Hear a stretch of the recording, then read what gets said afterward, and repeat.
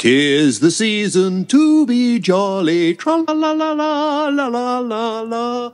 'Tis the season to be jolly, tra-la-la-la-la. Oh, stuff this. Ladies and gentlemen, it's me, James Whale.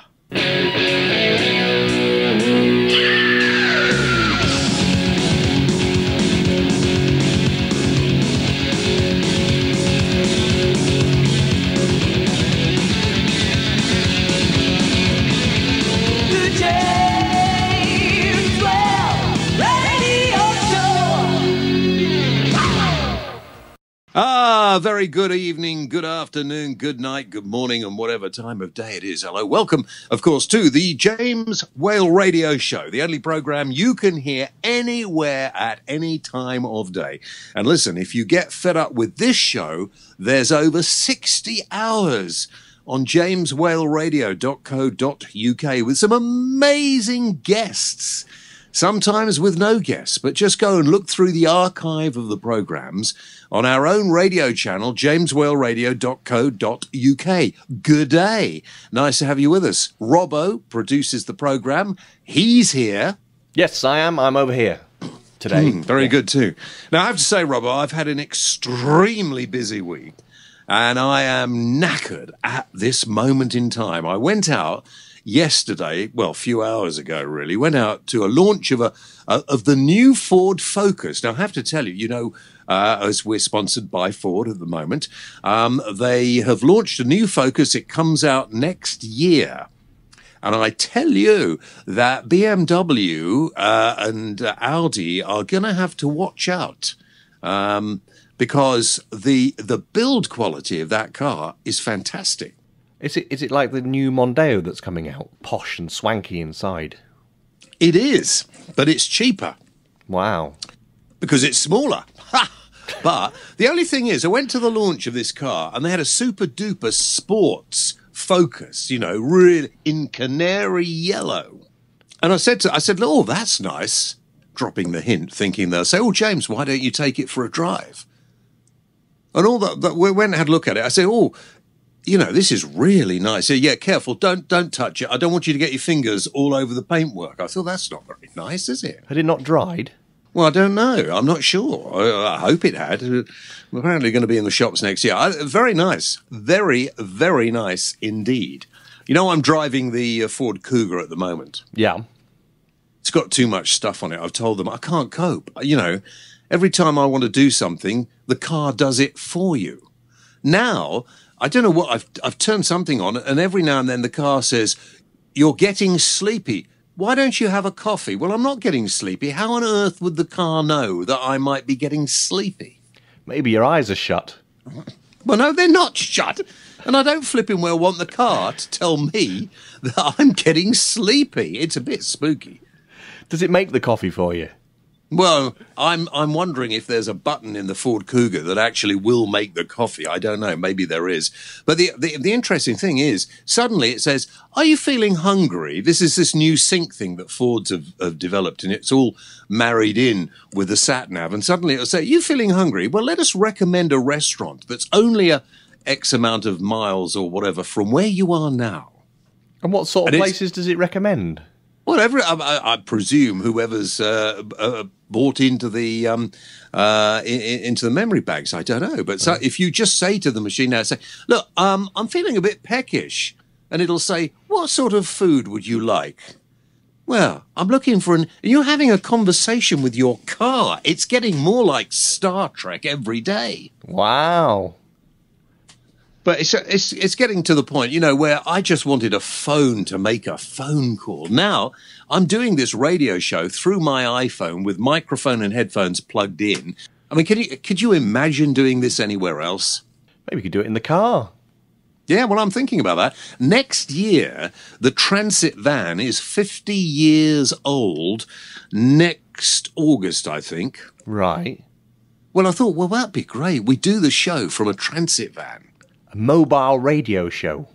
Well, and then I thought, what about if we can get Ford to give us a chunk of money? We could do Whaley's World. Right. From the van. We'll travel around the world in the van. Yeah. Anyway, listen, let's get on with the show. Very, very good day to you, wherever you are. Of course, we'd like to say hi to our listeners all over the world.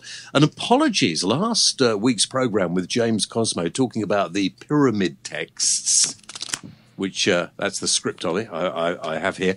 And we've still got the trailer on our website, haven't we? We have, yes.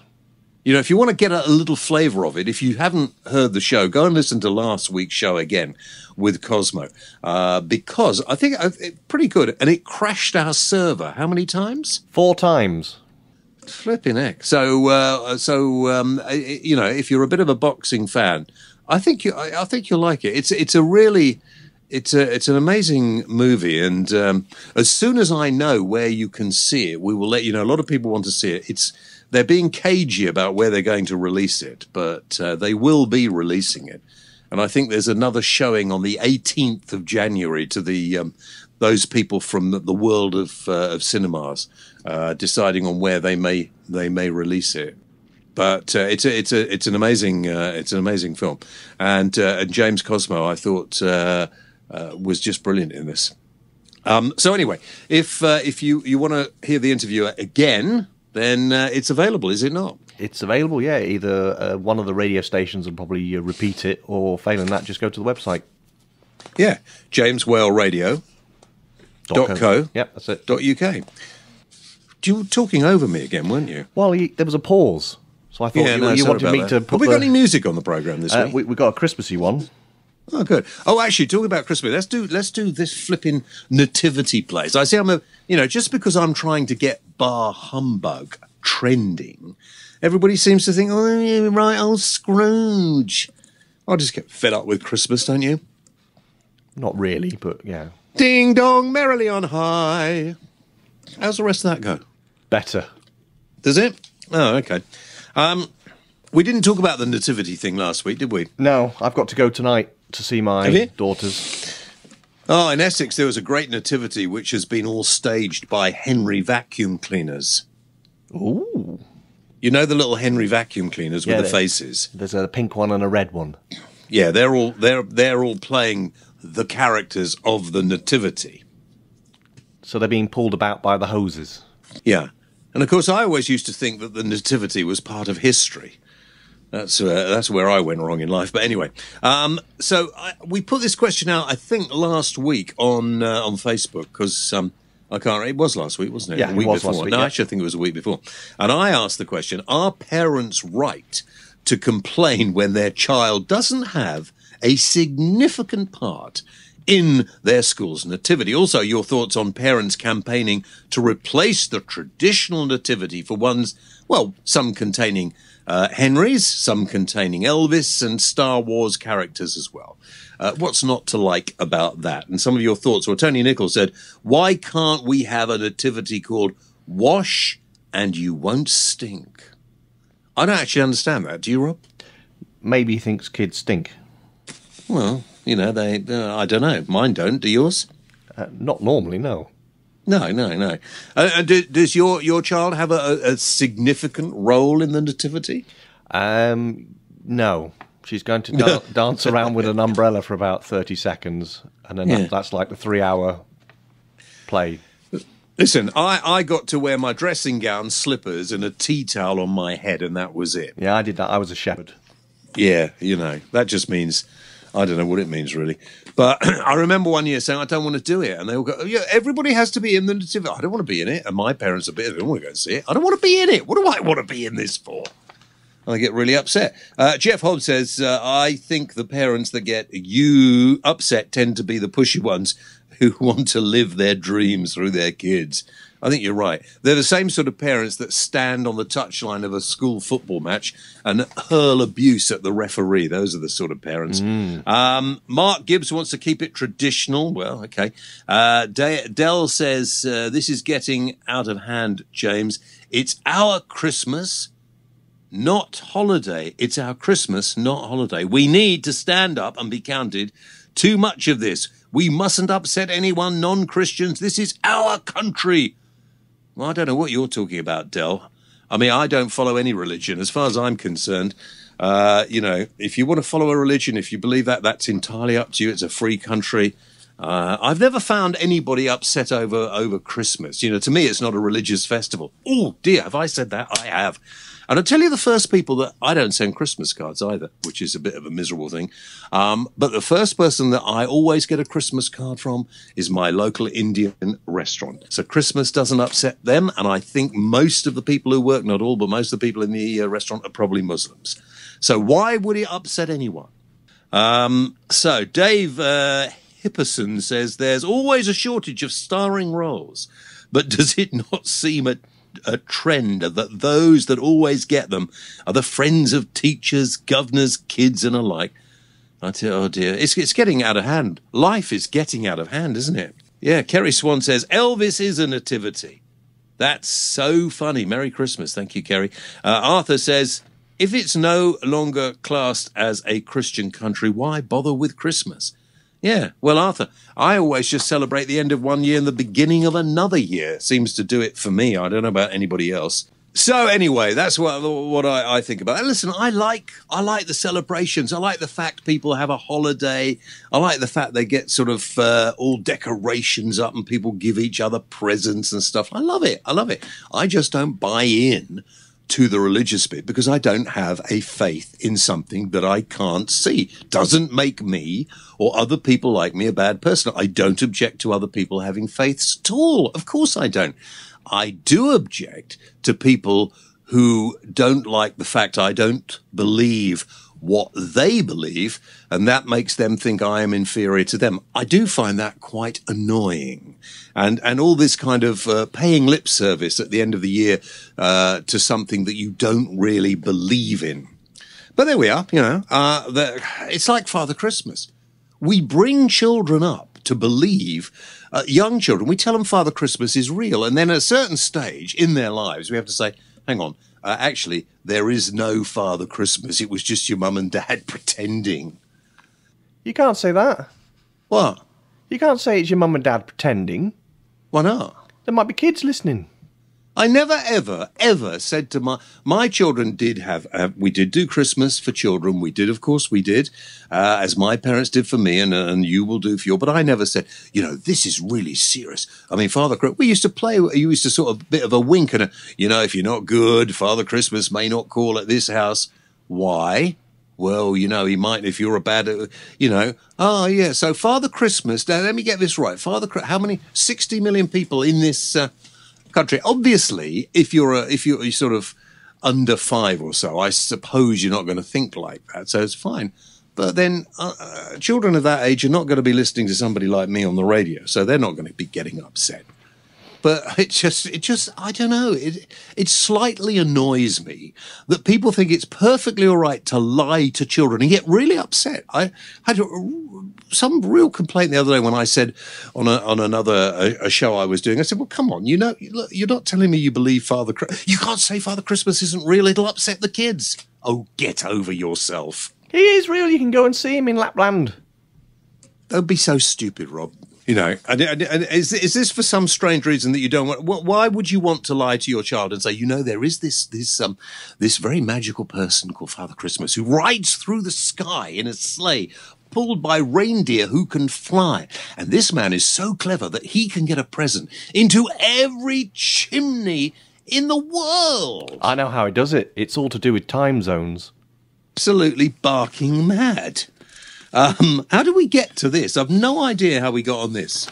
But listen, look, I quite like. I was hosting a Christmas music concert in Cambridge in one of the in a chapel in the Sydney Sussex College, famous for being the college that Oliver Cromwell attended and Carol Vorderman attended. So there we are.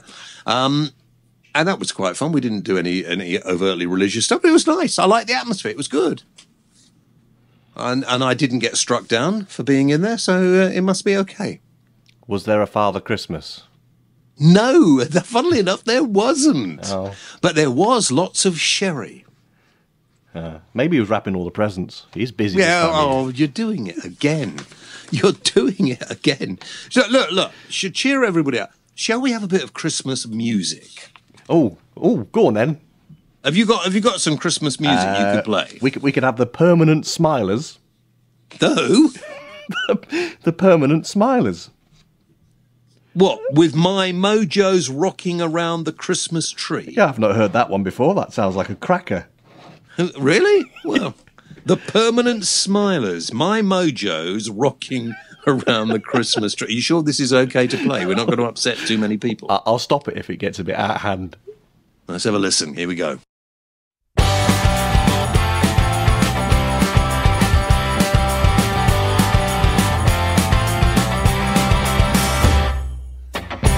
Christmas Day, so I'd better get out of bed. I can't say anything that's not already been said. Nobody's doing anything that's not already been done, but it's customary on such occasions to have a little bit of fun. My mojo's rocking around the Christmas tree. My mojo's rocking around the Christmas tree. My sister handed me some mistletoe, but kissing the same people every year gets a little bit so-so. If it was every day, I'm sure someone would have health concerns, but hey, let's throw another log on the fire and feel that baby burn. My mojo's rocking around the Christmas tree. My mojo's rocking around the Christmas tree. Decorations have got broken through the years. The fairy never smiled since the dog chewed off her ears.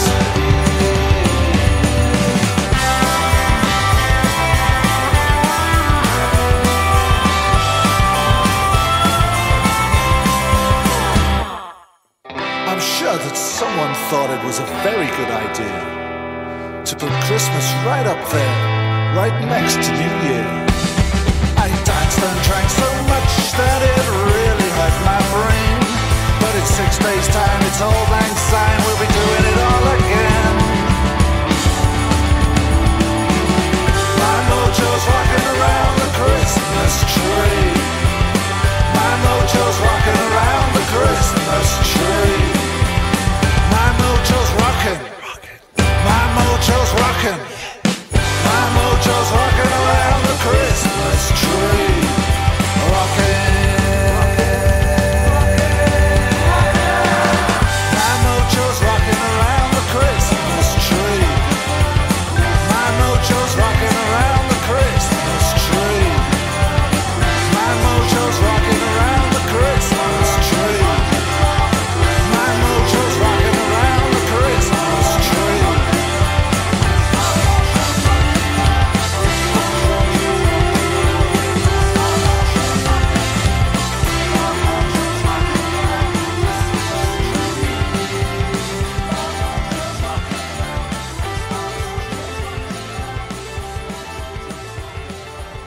Ah, well, there we are. Bit of Christmas cheer.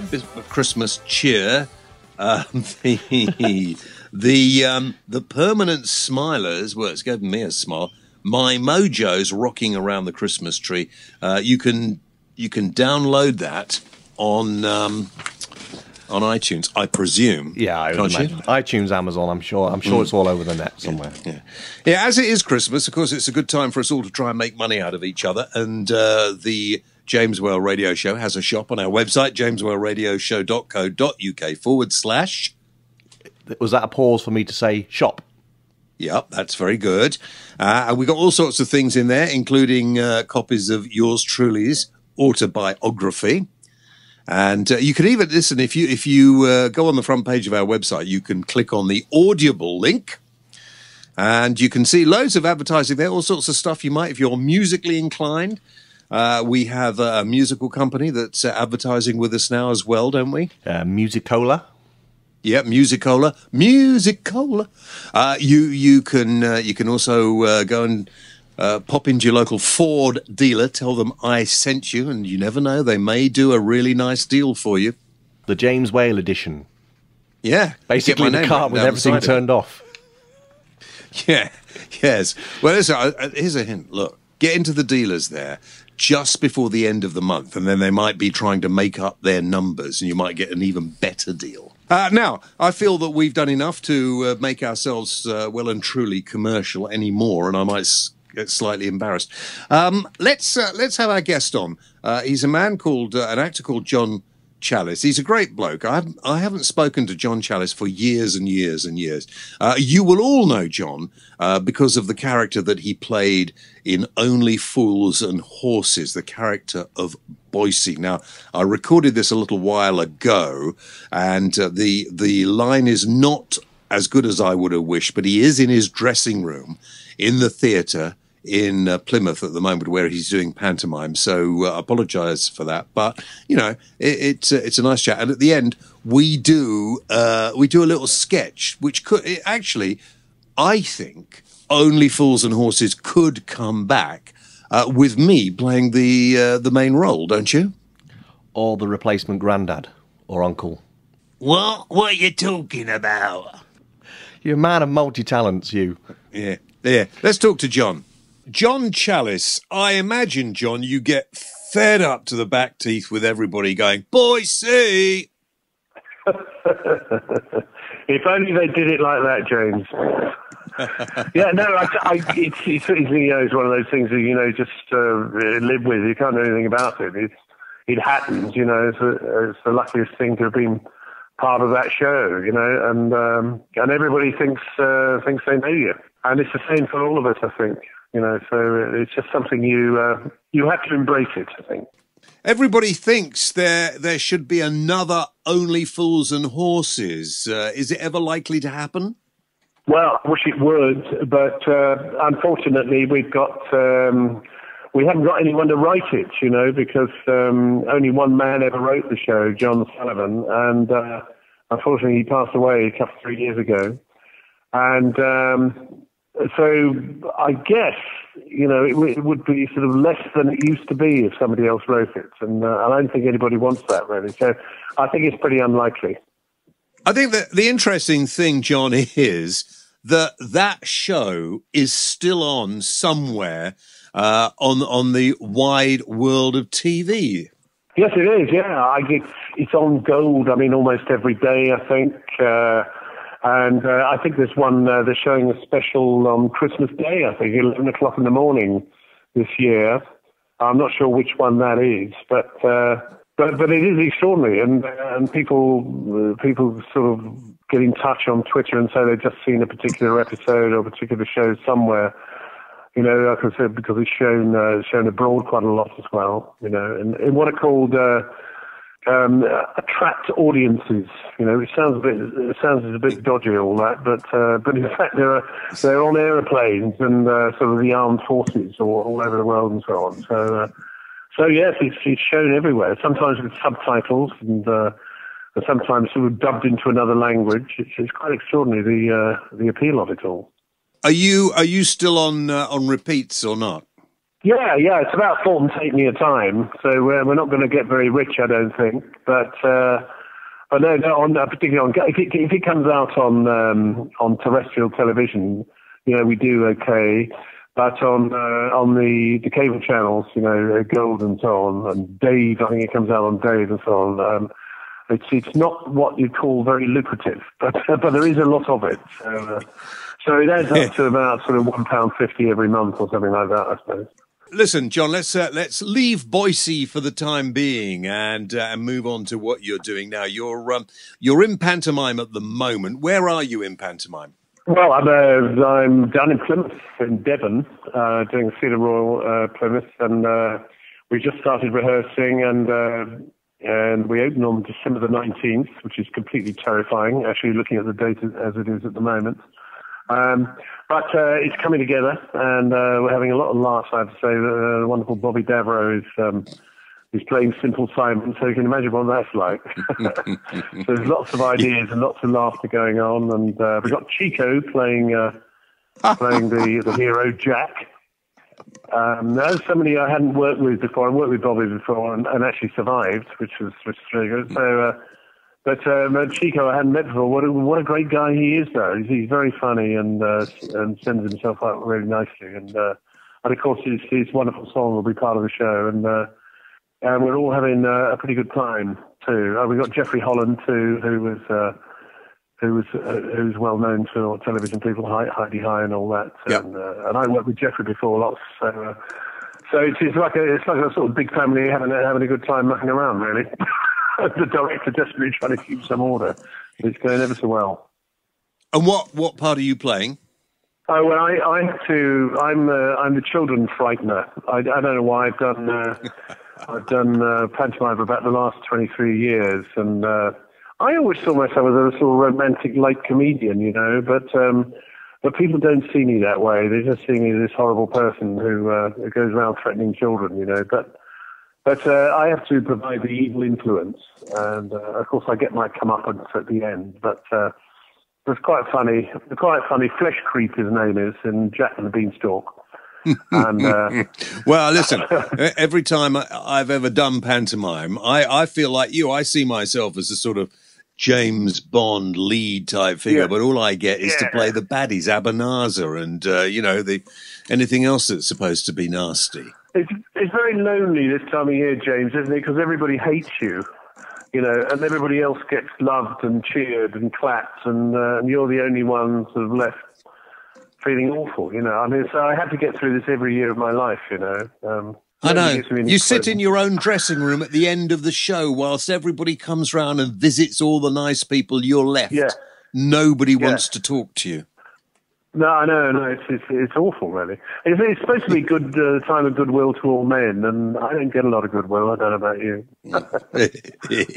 Well, but listen, if you know Bobby well, he will give you no quarter. He'll consider you're a proper actor, you see, and spend most of his time trying to corpse you.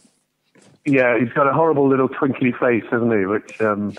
Which is he keeps changing what he's going to say. He's never quite sure where he's coming from, you know. But it is great fun, I have to say. Now, listen, you've done some movies as well, John, haven't you? You branched out some years ago. You did a couple of movies. Yes, I did. I did something called what was it called? Something called.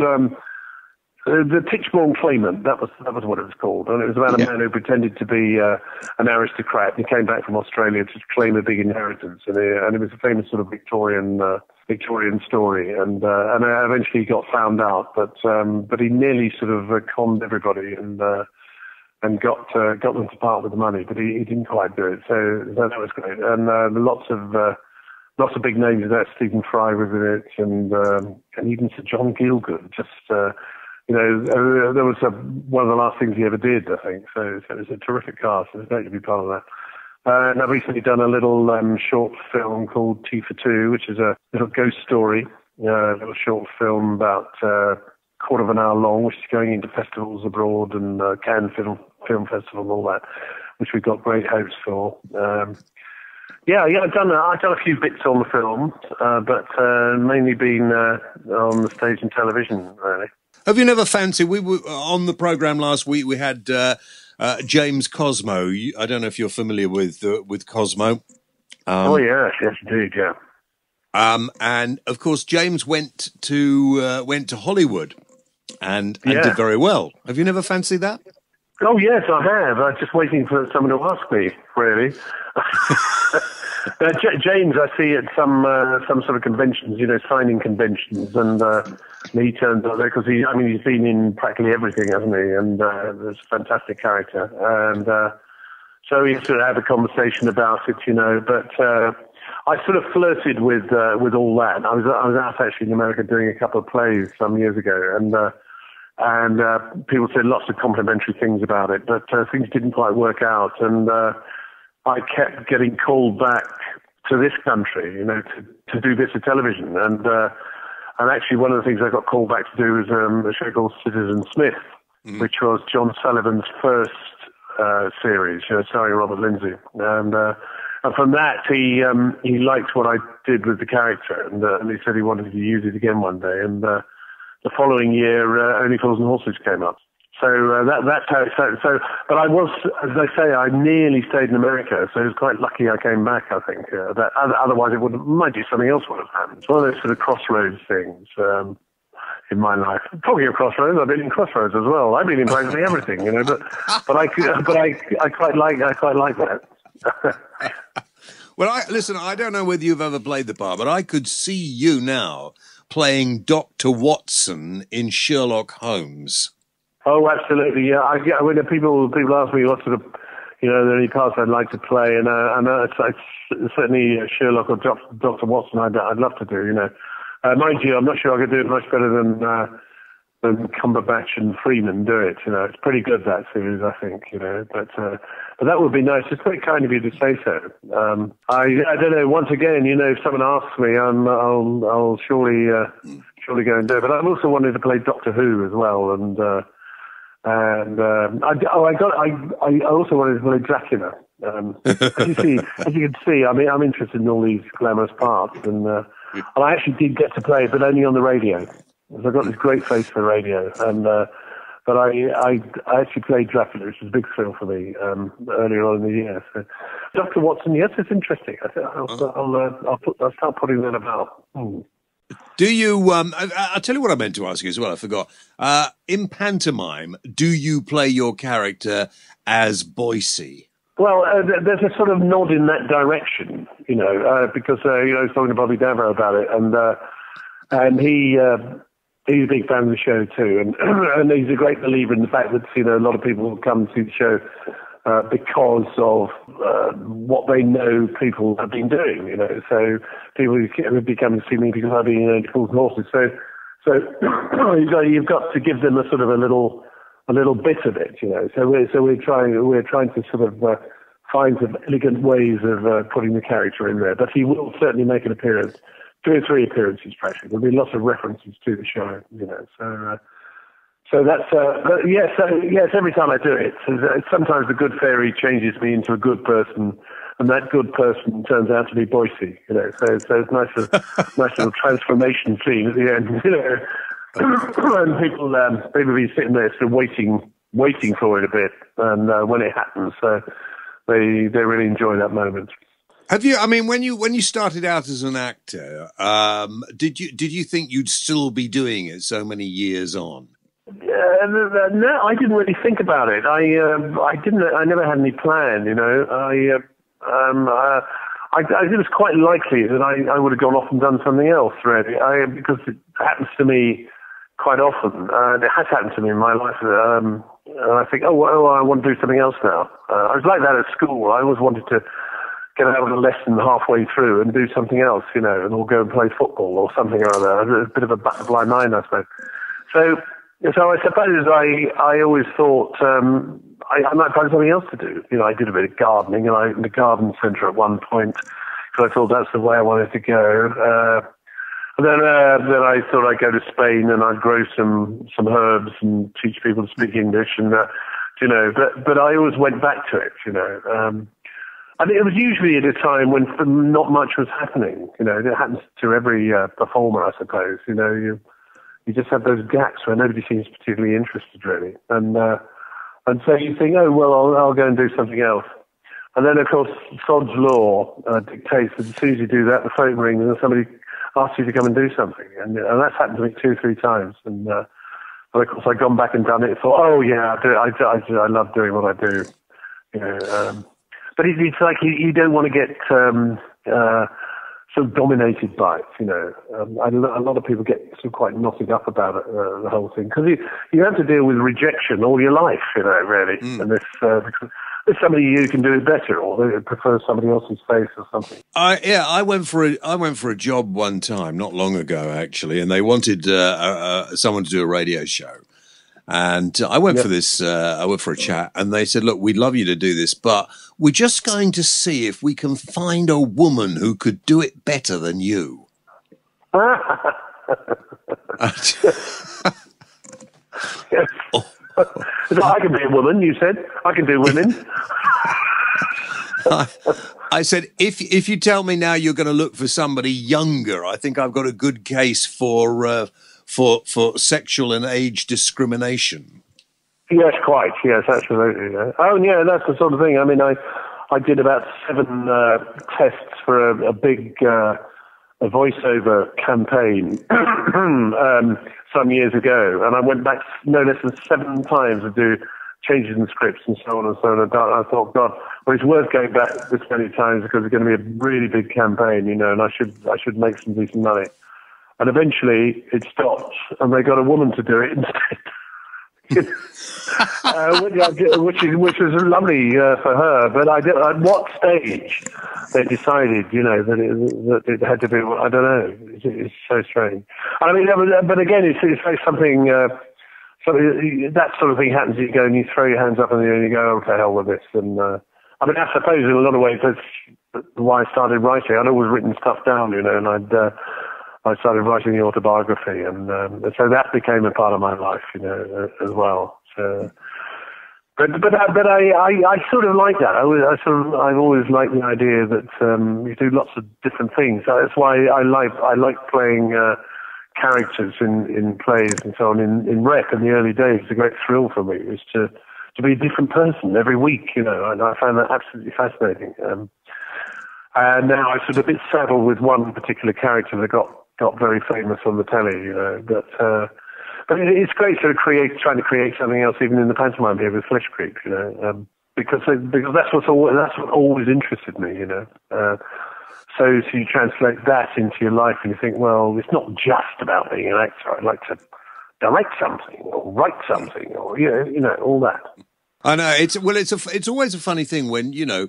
I don't take this the wrong way, John, but you have never been really a big star, but you've always worked, or it seems that you've always worked through your life, doesn't it? And there are lots and lots of actors who are lucky enough to be continually working, but are never, if you like, the flavour of the moment.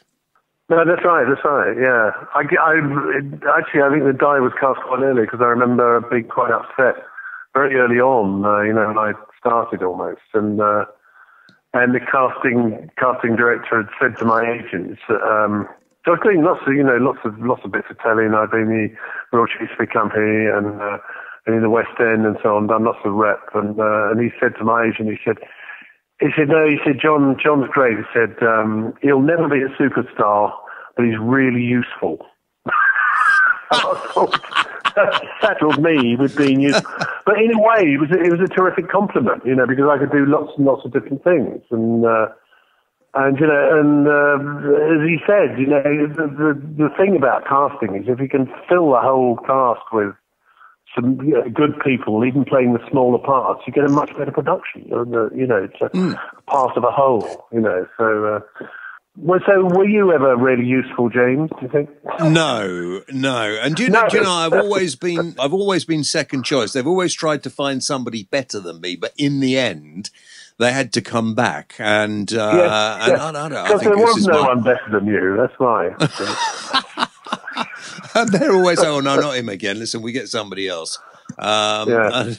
And I was talking to Tony Blackburn the other day, and I said to him, come on, Tony, why are you still doing this? He said, well, what else am I going to do? I said, but why haven't you become, I don't know, a director of programs or whatever? He said, well, why haven't you? I said, well, I asked you first, you know. He said, because I like being on the radio. And it's funny, that's what I do. I just talk nonsense for a living.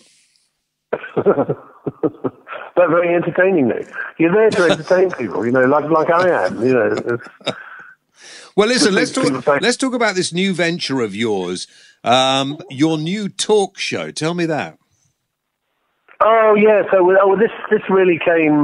This is another sort of departure, really, because I met somebody who worked cruise ships, you know, the big P&O cruises, and he said, well, people come along, you know, and they do little talks and so on. And it's great because you get a free cruise. You can bring your partner along, and you get a nice outside cabin. You see bits of the world, and all you got to do is do a couple of talks, you know, for 3/4 of an hour. And you know, you can cruise around, you know, for 10 days and so on. And I went, what can I talk about, you know? And then I suddenly thought, well, you know, Ernicles and all these people are fascinated by it. People come up to me every day and want to talk about it. So why don't I talk about that? So I stitched something together, and with some trepidation, as you can imagine, because I'm used to going out there pretending to be other people. But this was me. This was me on my own, a bit like a sort of stand-up or something. These people that I admire tremendously. I think they're the bravest people in the world. And I went out and I talked and I told stories, and I found that the stories I could tell, not just about Only Fools, but also my life, what had happened to me along the way. People enjoyed, and I found I could.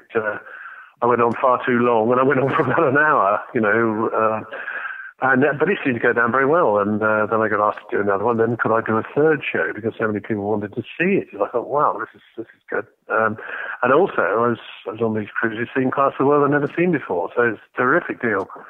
And I did, I suppose, there were 6 or 7 of those cruises. And eventually I thought, well, why don't I sort of extend it a bit, put a Q&A on it, and try and do it on land, in little theatres.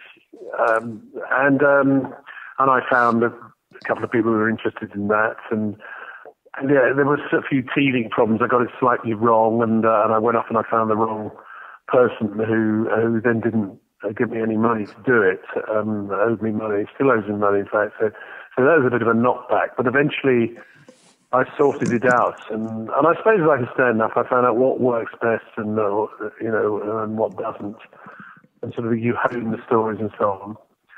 And now I do. Yes, I've done lots of shows, and I've got 23 dates. Starting in Croydon on January the 23rd, so not long after this pantomime finishes.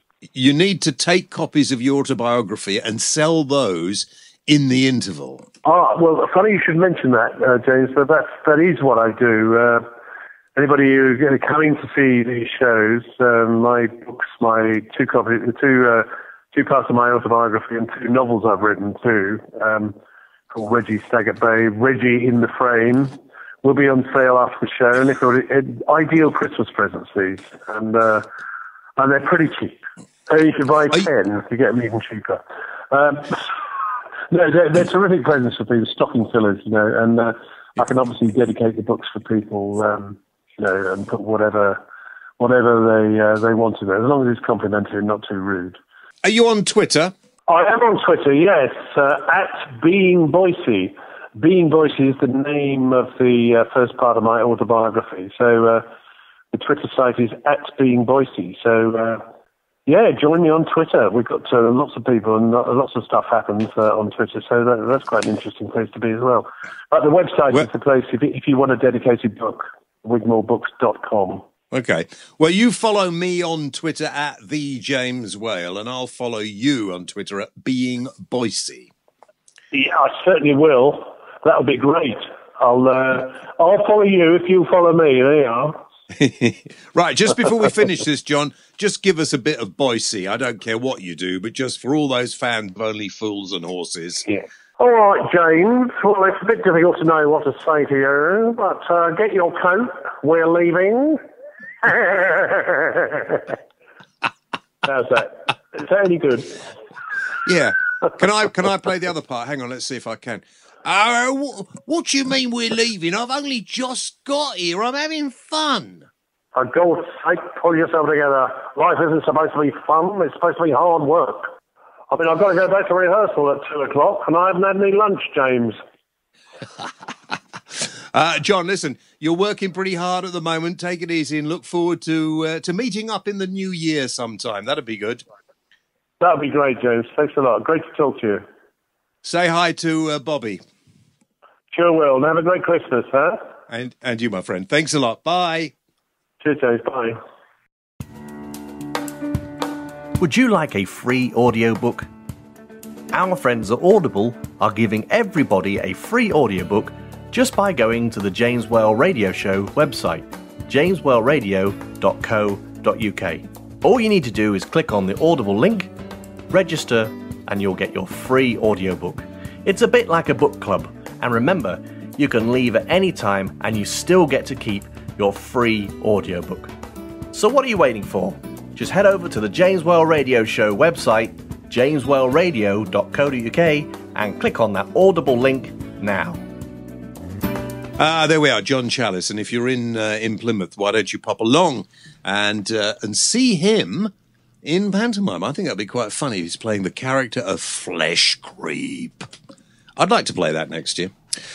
Now, should we do Tech Talk? Because my very good friend and big fan of the programme who listens on his way home and to his radio programme at the BBC, Tony Fisher, loves Tech Talk. He's a big fan of Tech Talk.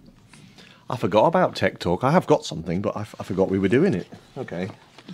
Yeah, well, you know, I'm hoping that we'll get a nice, juicy sponsor in the new year for Tech Talk. I think that's exactly the sort of item we should have on this programme where we can get a sponsor. Okay, well, this week's Tech Talk, because it's Christmas and people are buying lots of gifts, I thought I'd remind people and tell people about vouchers and discounts. Vouchers? Yeah. On the internet, when you do your internet shopping, when you're just about to pay for your item, there's always a little box that says promotional code. Right. And you put a code in there and you can let like 10, 15, sometimes 50% off. The other day I bought some things and I got 60 quid off with putting a code in. And the way you get these codes is you just do a quick Google search for the name of the company and the word promotional code, and it will take you to a website which will list all the codes that other members of the public have been given in the post, and they've published them. So by putting those codes in, and you try them, and some work, some don't, you just keep going until you get one, and then you'll find that your bills will come down at Christmas. Is that legal? Of course it is. Because most of the codes are published in magazines and whatever. They're put out in the public, but you just don't get to see them. Ah, right. And so they just want to see how prepared you are to read about what they're doing. And if you really read it and you get the code and you use it, then they know that their advertising has not been in vain. Exactly. They've given the codes out for a reason. What did you get 60 quid off? My present, was it? I can't say because it's a gift for somebody. Yeah, for me? I can't say. Is it for me? I can't say. Come on. Is it for me? Come on. You know I like surprises, but come on. Is it for me? I can't say. Oh, good. Okay. Right. I wanted to talk about what did you talk about? Breastfeeding. Actually, did you see that there was a a demonstration of breastfeeding mothers outside Claridge's Hotel last week? I wish I'd been there. And I always find people who get upset by this, the same sort of miserable people. You know, a mum's got to feed her baby whenever a mum's got to feed her baby. And it's only women. Generally, it's women who get upset about it, not men. Men, you know, unless you're a complete screaming pervert, men usually just look the other way or try not to take any notice, and the mum gets on with what she has to. But women, no. Oh, no. Oh, that's disgusting. She shouldn't be doing that here. Why can't they go and do it in the toilet? Well, I suggest anybody who's offended by a mother breastfeeding goes and eats their food in the toilet if they don't like it. Goodness sake. When are we going to get a little more give and take in life? I'm getting fed up with it. My thoughts about that. Now, and the other thing, Baroness Jenkins said, poor people can't cook. And I put this out on Facebook and I said, what do you think about poor people not being able to cook? And we got lots of response. This is some of it. Sonia says, don't these people think before they come out with election losing comments? Well, Sonia, I don't know whether she meant it in the way it came out or whatever, but hasn't she got a point? A lot of people, poor or not, can't bloody cook. I mean, you know, you go into a supermarket now and you see readily grated cheese. Why would you buy cheese that was grated? Surely everybody can grate cheese. You know, you go in and you see all these ready meals, which are far more expensive. People tell you, oh, I can't afford to buy. You know, food tends to be fairly cheap. Most people could afford to make a bowl of porridge in the morning. You know, 1 cup of water, 1 cup of oats, 1 cup of milk, stick it in a pan, cook it up. Lovely. So I don't think it's a question of poor people can't cook. I think it's a question of lots of lazy so-and-sos can't cook and moan about the fact everything's too expensive. Brendan Phipps says, probably right, I've got about 70p in my pocket and I can't even boil toast. Well, no, you probably can't, Brendan, but then I wouldn't worry too much, mate. Carlos says, that woman's a total prat. She probably had a nanny, a cook, and a bottle washer. Well, yeah, she might be, and she probably did. But what's that got to do with you and me? What has that got to do with you and me?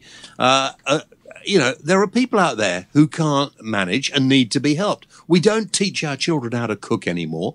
Loads of parents now give their kids finger food. They sit in front of the television. They go to fast food shops. But, you know, there are a significant amount of people who behave in this way. They feed their children the wrong food, and the food that they feed their children costs far more than actually if they were to bother to put some time in and cook the food themselves. I think this is quite annoying.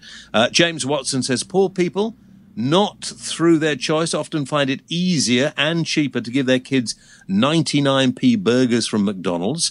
Well, I don't agree with that. I think that you could probably spend the 99p in a better way. But you do have a point. There are some very cheap alternatives to food, but people don't seem to know how to do it these days. Annie Humphreys says, this woman makes me feel sick looking at her. Why? You know, there's a lot of people who suddenly get really upset with this woman who, she might be born with a silver spoon in her mouth. I don't know the woman.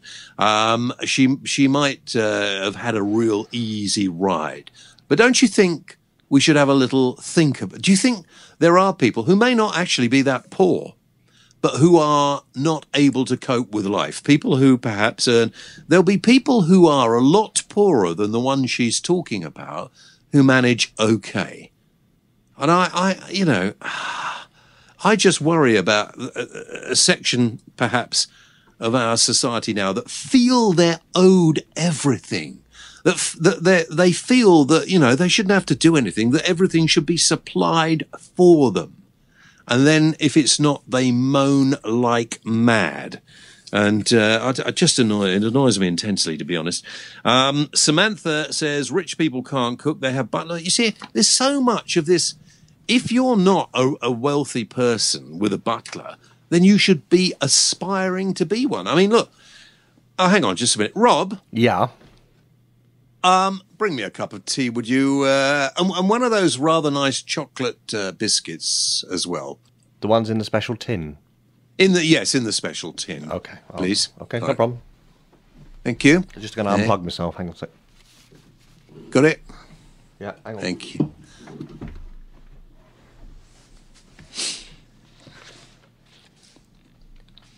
You've gone quiet. No, I'm waiting for it in the china. Not in that plastic mug. Proper china. Proper china. There we are. Thank you. Okay, that's all. That's it. Thank you very much. No, I want it black. I don't want it with milk in it. Don't be ridiculous. Where the chocolate biscuit good. Right, fine. After we've done the show, by the way, do you think you could clear the garage out? It's looking a little messy. Are you getting a bigger car? I don't know. I mean, this one's big enough for me, really. I could sleep in it. But I thought there's not enough for you to do to warrant me having a butler like you. Oh, okay. Butler stroke producer, whatever you are. So if you could just do that, that would be very good. Thank you. No problem. Good. Now, what are you doing now? I'm reading the paper for you. Good. Elizabeth said, I'm poor. I cook porridge for my breakfast every day. Which is it's a good point. Lots of people getting very irate about the poor old Baroness Jenkin. But, you know, there are a lot of people, perhaps you've worded it the wrong way, a lot of people who can't cook. I find it surprising, considering the nation seems to be obsessed with celebrity chefs. But there we are. I've got that out of my system. Don't forget, if you want to make your point, you can get in touch. You can email me at jameswhaleradio@gmail.com. jameswhaleradio@gmail.com. A big shout out for those of you listening sur le continent. And that was an old Jimmy Young saying, wasn't it? We've got the guys from the United Arab Emirates back again. Have we? Who are these people who are listening like mad in the United Arab Emirates, I wonder? I don't know, but can they change the name of their area they live in? Because it's really hard to say. Well, what is it? Where do they live? United Arab Emirates. Oh, the United Arab Emirates. No, I don't think they can really change the name of that. You'll start a war. Don't be silly. Right, I think it's time for your any question part of the programme. Your thoughts, questions of the week. Shall we start? Okay. Eric wants to know why there's not enough Whaley on the radio. I think there's more than enough. 60-odd hours, honestly, and appearing in various other radio stations around the country. Just go online, you can find out. I think. He's being sarcastic, obviously. Well, maybe not. Sky TV every now and then on a Sunday morning. Follow me on Twitter and find out where I am at the James Whale. There we go. Good. Paul, would you rather be a lion or a tiger? I think I'd rather be a tiger. Yeah, I think so. I like the clothes better. Okay. John Barker, they should ban salespeople, Jehovah's Witness and party canvassers from knocking on people's doors and invading their privacy. Yeah, listen, John, I'm with you. I get really annoyed when people, not only that, when people call, all this cold calling, which I've been moaning about for months now. You get phone calls now every day. I get a phone call. It's a recorded message. I'm sat there like a pillock and say, hello. Have you claimed on your PFI or whatever it is? Just annoying. And yeah, knocking on the doors. Well, I tell you what I do. Mrs. W and I, if you want to come round, by the way, good, Rob, for you to know this. If you're calling round, ring me and tell me you're coming, because if I don't know you're coming, the door won't get answered. Is that why I've been standing outside in the cold all these weeks? Probably. Nice cup of tea, by the way. You're welcome. Yeah. So that's what I suggest, and people soon get bored with it. I did once. I had a Jehovah's Witnesses. They were getting really annoying and coming round regularly. It's funny. Nobody minds you being rude about Jehovah's Witnesses, and I find that a little annoying, a little upsetting, because they have as much right as everybody else. They're religious people. They have this belief, this faith. Their belief, their faith is no less likely than any of the other people. Yet apparently it's okay to be rude to Jehovah's Witnesses. Now, how does that work? I don't know. Anyway, I just had a shower, came out of the shower, and these people were standing, 3 or 4 of them outside the door. I thought, I know how to actually make sure they never come back again, because they'll tell each other about it. I just opened the door completely naked. A frightening sight for everyone, and they've never been back since. Top tip there for all the listeners. A top what? Oh, top tip, yeah. Right, go on. Andy, Father Christmas, why does he never eat the whole mince pie? Well, because he doesn't exist, actually, Andy. I hate to leave this with you. And some people, parents, think it makes it look a little more realistic if they take a bite out of the pie, and then they can pretend to the children, oh, look, strange man has broken into our home, slid down our chimney, and taken a bite out of the mince pie. David says, how can I ever complain about you? Quite right. Next. I've got no more questions. You haven't got any more questions? Well, if you want to ask a question, don't forget jameswhaleradio@gmail.com. Right, that's it. Listen, we'll see you same time next week. Thank you very much indeed. Get in touch. Follow us on Twitter at @TheJamesWhale. Tell your friends to tune in. Anyway, listen, I'm going to have a lie down. Rob? Yes? Turn down my bed, if you don't mind. Would you like me to get in it and warm it up for you first? Oh, well, if you're offering.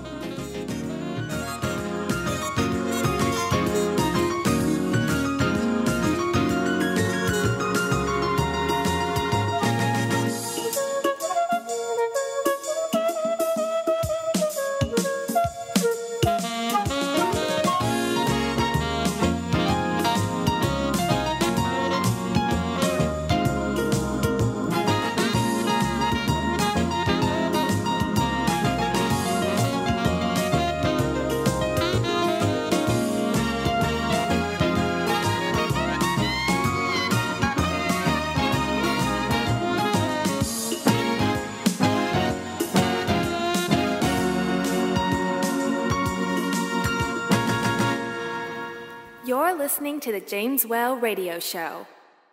For more information, visit www.jameswhaleradio.co.uk. Why not check us out on facebook.com/JamesWhaleRadioShow or follow James on Twitter @the James Whale. James Whale, the voice of reason.